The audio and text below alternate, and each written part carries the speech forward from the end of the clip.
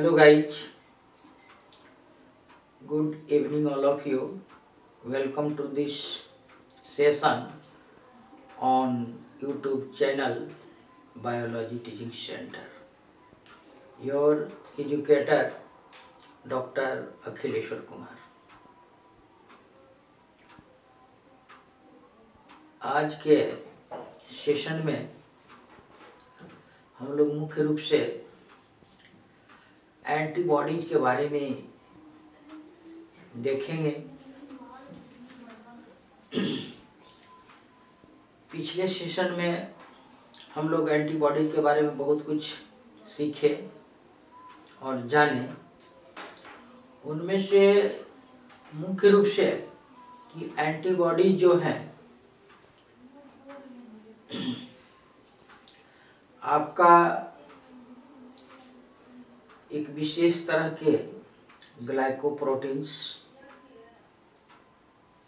की बनी होती है जो एंटीजन बाइंडिंग होता है, माने एंटीजन बाइंडिंग ग्लाइकोप्रोटीन्स होता है। एंटीबॉडीज मुख्य रूप से एंटीजन बाइंडिंग ग्लाइकोप्रोटीन होते हैं या ग्लोब्यूलिन टाइप ऑफ प्रोटीन्स होते हैं। इसलिए इसे जो है सो आपका इम्यूनोग्लोब्यूलिन शॉर्ट में आईजी कहा जाता है। इस सब के बारे में पढ़े। और it is made by 4 polypeptide chain, 2 light and 2 heavy chains.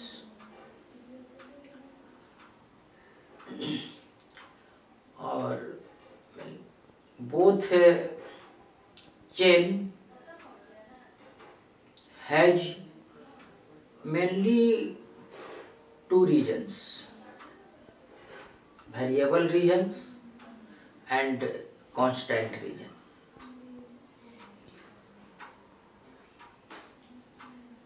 तो variable regions and constant region. Variable regions का मतलब यहाँ पर कि एंटी बॉडीज में वह रीजन जो एंटीजन के मुताबिक एंटीजन के शेप और स्ट्रक्चर्स के आधार पर वो जो है आपका वेरिएबल होते हैं, चेंजेबल होते हैं। So it is called variable reason. और उसके जस्ट नीचे जो आपका कांस्टेंट रीजन, मतलब उसमें नंबर ऑफ या जो पोजीशंस ऑफ अमीनो एसिड्स होते हैं वह बिल्कुल कांस्टेंट होते हैं। So it is called constant region. और इन वेरिएबल रीजन जो आपका टर्मिनल पोर्शंस पर होते हैं, एन टर्मिनल्स बोल सकते हैं। एन टर्मिनल पर आपका हेवी एंड लाइट दोनों पर जो है आपका वेरिएबल रीजन होते हैं।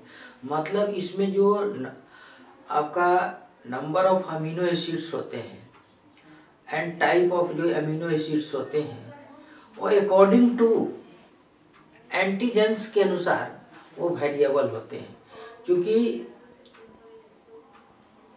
एंटीबॉडीज का जो आपका टर्मिनल पोर्शंस है या एंड टर्मिनल जो है वो आपका पाराटॉप कहलाता है, एंटीजन बाइंडिंग साइट्स कहलाता है। और जो इपीटॉप मतलब एंटीजन का जो साइट होता है वो इपीटॉप कहलाता है। तो पाराटॉप एंड इपीटॉप एक दूसरे के लिए बिल्कुल स्पेसिफिक होते हैं, as a like lock and key.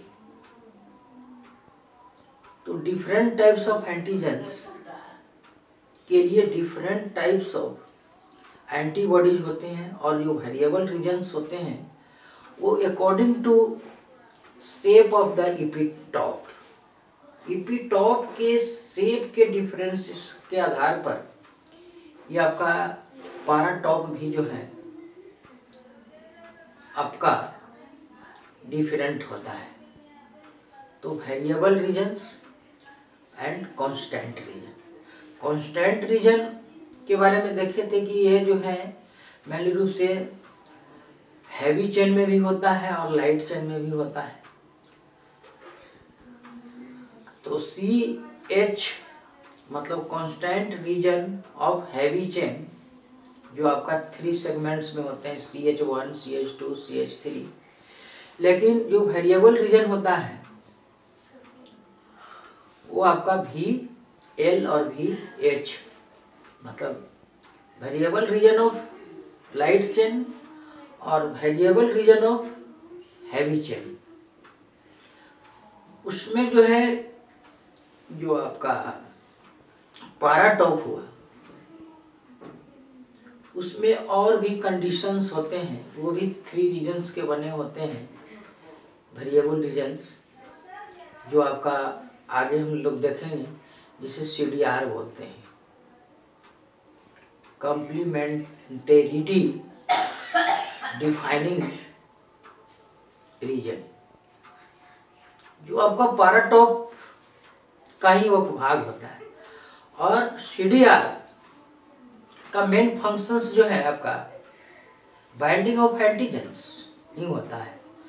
तो आज के सेशन में हम लोग मुख्य रूप से पारा टॉप CDR के बारे में मुख्य रूप से देखेंगे।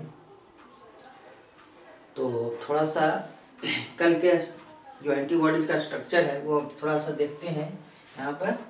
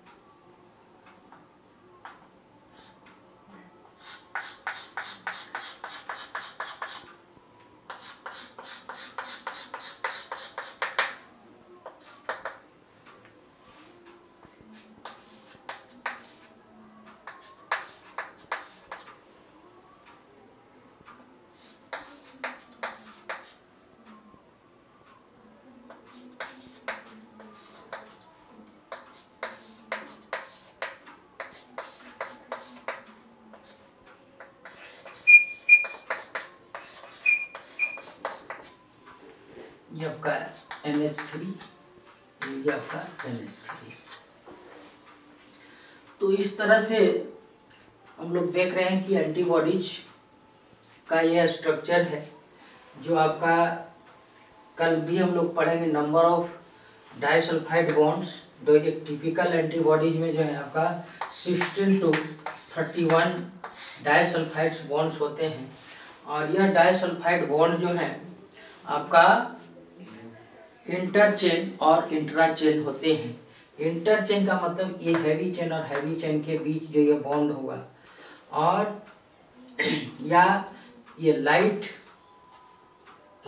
चेन और ये जो हैवी चेन के बीच भी जो है सबका जुड़ा हुआ है, ये भी आपका इंटरचेंज हुआ। लेकिन लाइट चेन के बीच और हैवी चेन के बीच भी जो है आपका डाइसल्फाइड बॉन्ड होते हैं, जिसको इंट्रा चेन बॉन्ड बोलते हैं। तो यह डाइसल्फाइड बॉन्ड्स टोटल एक टिपिकली आपका अप्रोक्सीमेटली 16 to 31 आपका डाइसल्फाइड्स बॉन्ड्स होते हैं। और यहाँ पर यह जो रीजन है वो आपका हिंज रीजन कहलाता है। मतलब आपका हिंज का मतलब यहाँ पर जॉइंट रीजन। और यह जो ऊपर वाला जो भाग हुआ ये आपका पाराटॉप ही कहलाता है। पाराटॉप, पाराटॉप या एंटीजन बाइंडिंग साइट्स। तो पाराटॉप और यहाँ पर ये इस तरह के एंटीबॉडीज अगर है तो इसके साथ यह बाइंडिंग होता है। ये आपका इस तरह से, ये आपका इस तरह से कैच करने का ये काम करता है एंटीबॉडीज को। तो एक टिपिकल एंटीबॉडीज में आपका 2 पाराटॉप्स होते हैं। एक पाराटॉप ये, एक दूसरा पाराटॉप। तो 2 पाराटॉप होते हैं। और यह एंटीबॉडी जो है मोनोमेरिक, डायमेरिक, ट्राइमेरिक, टेट्रामेरिक और पेंटामेरिक होते हैं। हम लोग मोनोमेरिक का मतलब जब ये आपका वाई शेप में एक हो, अगर दूसरा और इस तरह का एक इधर हो वाई शेप में ही, अगर इस तरह से है ये, दूसरा ये भी आपका इस तरह से है, ये हुआ, एक आपका इस तरह से ये है, एक आपका ये इस तरह से, तो ये आपका 1 2 3 4 5, तो ये पेंटामेरिक। अगर 2 है तो डाइमेरिक, 3 है तो ट्राइमेरिक। तो एक ये जो है आपका मोनोमेरिक हुआ। मतलब एक आपका मोनोमेरिक में मतलब आपका 2 पाराटॉप होते हैं। अगर डाइमेरिक हो जाएगा तो 2 और हो जाएंगे, तो आपका 4 पाराटॉप होंगे। 2 जब एक मोनोमेरिक में है तो डाइमेरिक में 4, ट्राइमेरिक में 4 या 12, 4 है तो उस तरह से 4 दूनी 8 इस तरह से होगा, 4 या 12 नहीं। अगर डाई है तो 4, ट्राई है तो 6, टेट्रा है तो 8 और पेंटा है तो 10 आपका पाराटॉप होंगे। और यह इसका जो साइड्स होता है ये आपका एंटीजन्स है।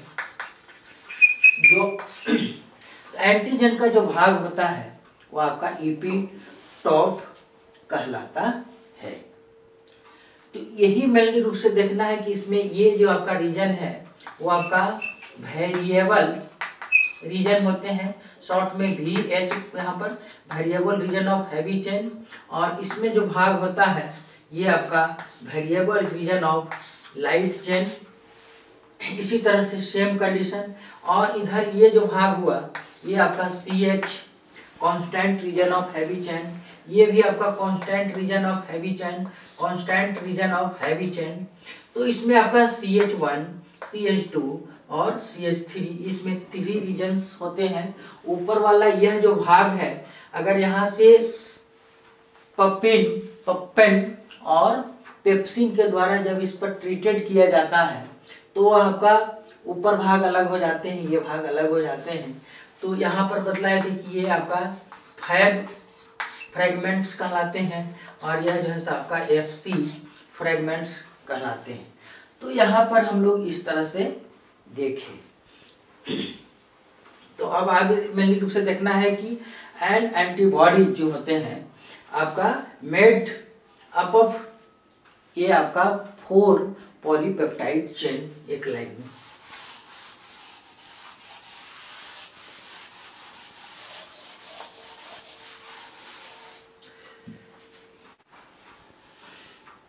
तो यहाँ पर देख रहे हैं कि एंटीबॉडीज में आपका 4 पॉलीपेप्टाइड चेन होते हैं, जिसमें से 2 हैवी और 2 लाइट चेन होते हैं।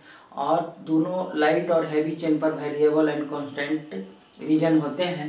तो an antibody is made up of a variable region जो आपका टर्मिनल पोर्शंस पर, एन टर्मिनल पर होते हैं, and constant region and the region that change to various structures depending on differences in antigen. Antigens के डिफरेंसेस के कारण वो जो है आपका वेरिएबल होते हैं, so it is called variable region. And the constant structure, और जो कांस्टेंट है नीचे वाला भाग जिसे डायग्राम में हमने देखा, तो is called the constant region. तो मतलब इस तरह से हैवी और लाइट चेन में जो है टर्मिनल पोर्शन या एन टर्मिनल पर जो होते हैं उसमें अमीनो एसिड्स जो आपका पॉलीमर होते हैं वो आपका वेरिएबल होते हैं अकॉर्डिंग टू द आपका शेप ऑफ द एंटीजन्स और एपिटॉप्स.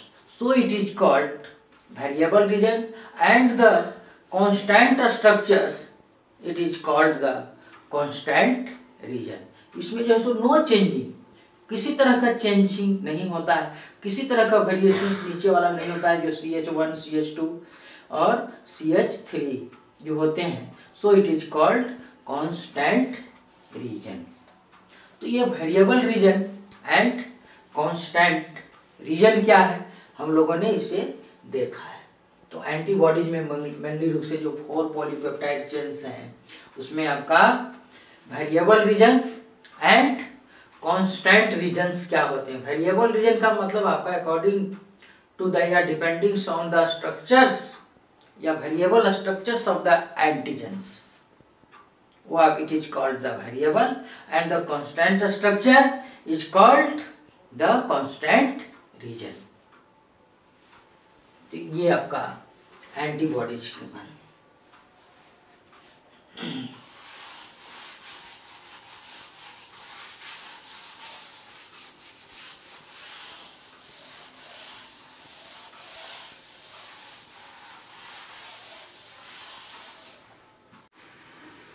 तो यहाँ पर proteolytic digestion of IG antibodies पर जो है प्रोटियोलाइटिक डाइजेशन जब आपका पेप्सिन एंजाइम्स के द्वारा ये एक्शन बाई एंजाइम पेप्सिन के द्वारा जब इसे डाइजेस्ट किया जाता है, ट्रीटेड किया जाता है और ये कट द बिलो, यह जो आपका एंटीबॉडीज है यहाँ पर हिंज रीजन है, हिंज रीजन से नीचे जब इसको डाइजेस्ट कराया जाता है तो यह आपका ऊपर वाला भाग जो है ये आपका अलग डाइजेस्ट हो जाता है, नीचे वाला भाग जो है जो FC रीजन है वो अलग हो जाता है. तो ये जो है आपका भी FC रीजन भी इसमें जो है आपका बिल्कुल ये डाइजेस्ट हो जाता है पेप्सिन एंजाइम्स के द्वारा. और यह जो आपका फैब रीजन हुआ और ये FC रीजन था या फ्रेगमेंट्स है, तो यह फैब रीजन जो है आपका जो 4 पॉलीपेप्टाइड चेन है आपका हैवी और लाइट, वो आपका हैवी और लाइट भी डाइसल्फाइड बॉन्ड से जुड़े होते हैं. हैवी और लाइट डाइसल्फाइड बॉन्ड से जुड़े होते हैं. और फिर ये जो है आपका हैवी भी जो है आपका यहाँ पर जुड़ा हुआ है. तो बिल्कुल जो है इस तरह से FAB2 मतलब F जो होते हैं वह ये टोटल जो है आपका ऐसे 2 पार्ट ऑफ होता है. तो यहाँ पर फैब जो रीजन है इसको हम FAB2 के रूप में जानते हैं. मतलब ये चारों भाग जो हैं इस तरह से 2 हैवी और 2 जो लाइट हैं वो चारों एक दूसरे से आपका अटैच्ड डाइसल्फाइड बॉन्ड्स के द्वारा जुड़ा होता है. जो हिंज रीजन पर जब पेप्सिन एंजाइम्स के द्वारा डाइजेस्ट किया जाता है तो इस तरह के स्ट्रक्चर्स दिखाई पड़ते हैं. जब यह आपका treated below the interchange of disulphide bond, यहाँ पर जो डाइसल्फाइड बॉन्ड है उसके जस्ट नीचे अगर हम पेप्सिन का ट्रीट करते हैं या डाइजेस्ट करवाते हैं, डाइसल्फाइड बॉन्ड देख रहे हैं यहाँ पर, उसके जस्ट नीचे हिंज रीजन पर करते हैं तो यह भाग जो है तो आपका सब जुड़ा हुआ रहता है. तो ऐसे कंडीशन को FAB2 के रूप में जानते हैं. और जब इसके ऊपर ये आपका जो फैब है ये आपका डाइसल्फाइड बॉन्ड है, इसके ऊपर जब ट्रीट करवाएंगे और अदर आपका एंजाइम्स के द्वारा तो यहाँ पर सिर्फ ओनली FAB का निर्माण होगा. तो वो हम देखेंगे. यहाँ पर प्रोटियोलाइटिक डाइजेशन ऑफ एंटीबॉडीज में जब ये डाइसल्फाइड बॉन्ड जो है इंटरचेन बॉन्ड के नीचे जस्ट हिंज रीजन पर जब पेप्सिन एंजाइम्स के द्वारा ट्रीटेड किया जाता है, डाइजेस्टेड किया जाता है। तो ये चारों जो आपका पॉलीपेप्टाइड्स हैं, ऊपर वाला भाग या पाराटॉप, दोनों पाराटॉप इस तरह से, तो ये बीच में इस तरह से आपका जुड़े रहते हैं, ये आपका इस तरह से। लेकिन आपका पपिंग के द्वारा जब किया जाता है तो ये भाग अलग दो और ये दो जो है सो अलग हो जाते हैं। और इसमें क्या है कि ये भाग दो और ये दो एक दूसरे से जुड़े रहते हैं, जो आपका FAB2 के रूप में जाना जाता है। तो FAB2 और FAB में दोनों में क्या डिफरेंस होगा वो हम देखेंगे अभी। तो सेकंड, ये प्रोटियोलाइटिक डाइजेशन ऑफ IG आपका action by enzyme pepsin, pepsin के द्वारा करने पर FAB+2 का निर्माण होता है। माने चारों जो हैवी चेन और लाइट चेन है वो एक दूसरे से जुड़े होते हैं। अब नेक्स्ट,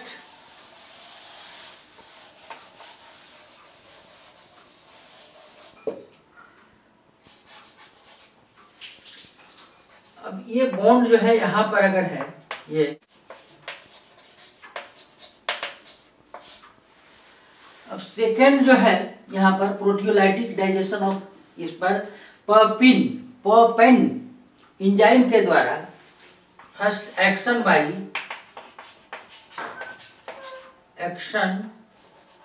बाय एंजाइम पपेन और कट above the interchain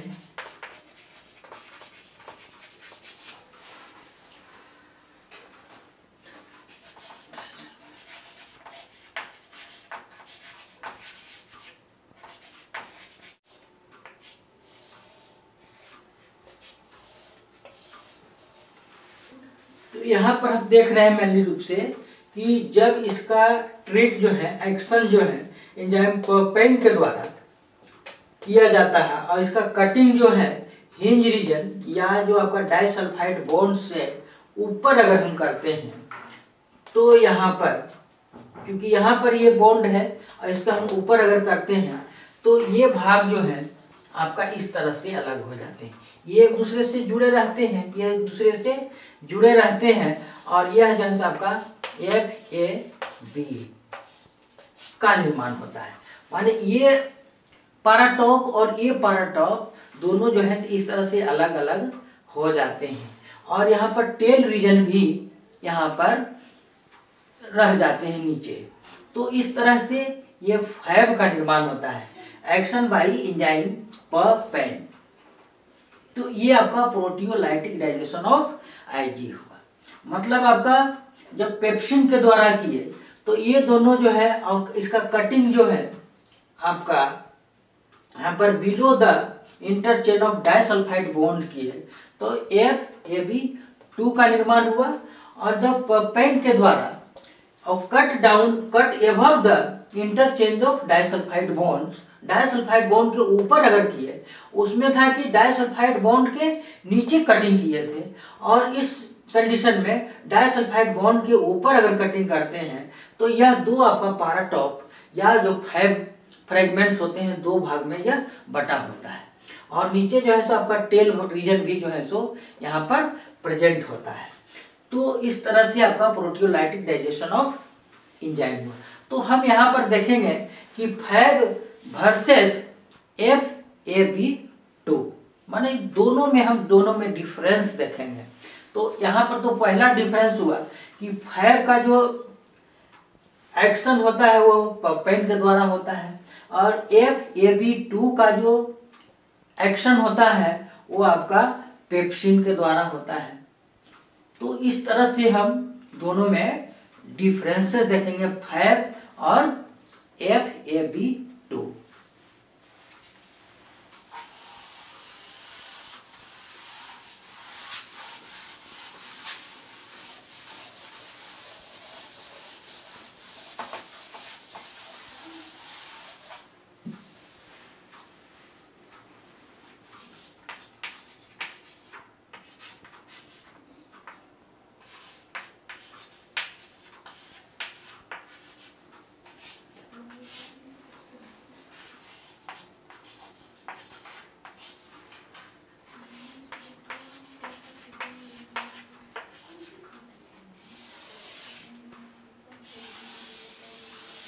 तो यहाँ पर फैब वर्सेस FAB का 2। तो यहाँ पर इसका जो है फैब का जो डाइजेशन होता है पेप्सिन के द्वारा होता है, और इसका जो डाइजेशन होता है FAB2 का पपेन के द्वारा होता है, जिसमें दोनों एक दूसरे से जुड़े रहते हैं। इसमें है 6 CDRS प्रेजेंट 1 पाराटॉप। इसमें एक पाराटॉप में 6 CDR के बारे में आगे हम लोग पढ़ेंगे। कंप्लीमेंटेरिटी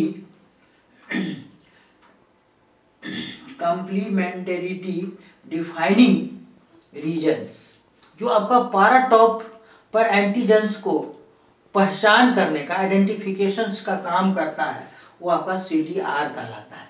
तो CDR और पाराटॉप देखेंगे तो इसमें फैब में जो होता है आपका 6 CDR कंप्लीमेंटेरिटी डिफाइनिंग रीजन, और यह कंप्लीमेंटेरिटी डिफाइनिंग रीजन जो होते हैं वो आपका वेरिएबल रीजन्स पर, जिसकी संख्या एक लाइट और ये आपका हैवी दोनों पर वो होते हैं, तो एक पर 3 होते हैं तो लाइट और हैवी होते हैं, तो इस तरह से एक पाराटॉप कहलाया।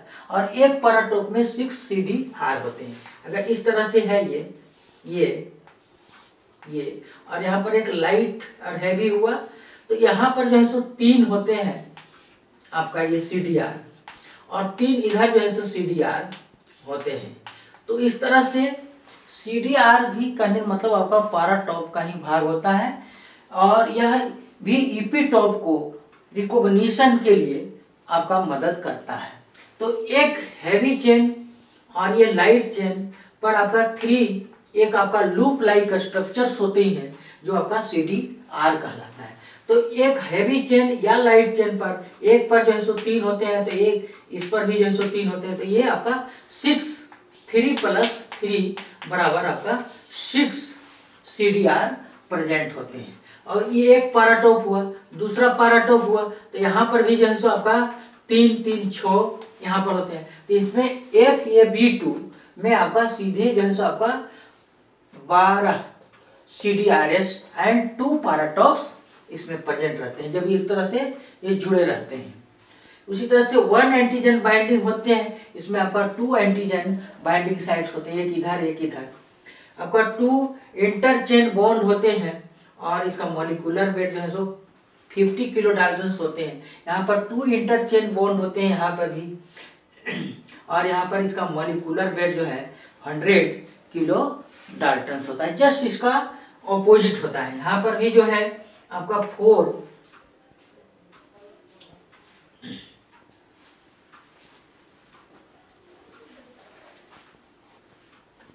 यहाँ पर 2 इंटरचेन, तो यहाँ पर आपका 4 इंटरचेन बॉन्ड हो जाएगा।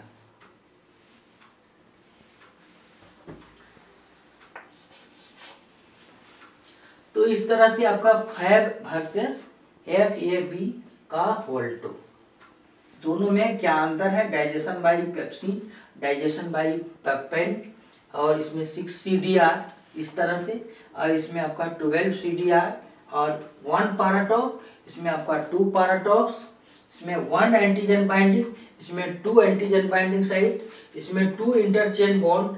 माने इसमें जस्ट जो है आपका फैब की अपेक्षा इसमें जस्ट दुगना हो जाता है। यहाँ पर 4 इंटरचेन बॉन्ड, यहाँ पर मॉलिक्यूलर वेट अगर 50 किलो डाल्टन है तो मॉलिक्यूलर वेट यहाँ पर 100 किलो डाल्टन है। जस्ट इसका जो है जो आपका डबल होता है। ये फैब और FAB का होल 2 में डिफरेंसेस ये हुआ।